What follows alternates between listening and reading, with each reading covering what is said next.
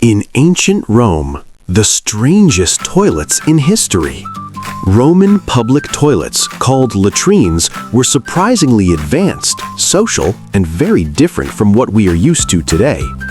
Most public toilets in ancient Rome consisted of long stone or marble benches with evenly spaced holes. There were no partitions, so people sat side by side in full view of each other. Underneath the seats, a constant flow of water carried waste to the sewer system, often connected to massive infrastructures like the Cloaca Maxima, one of the world's first sewer systems. In front of the bench, there was usually a shallow channel of clean running water.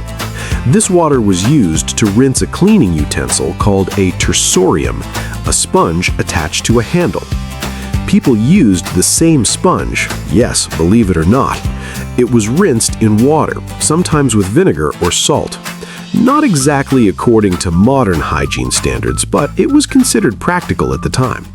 Roman toilets weren't private or embarrassing places, they were meeting points. People chatted, conducted business, or relaxed while using them. Think of them more as informal meeting places than private restrooms. Some latrines were free, while others charged a small fee. There was even a tax on urine under Emperor Vespasian, as it was used in industries like laundry and leather tanning. Roman toilets weren't private or embarrassing places, they were meeting points. People chatted, conducted business, or relaxed while using them. Think of them more as informal meeting places than private restrooms. Some latrines were free, while others charged a small fee.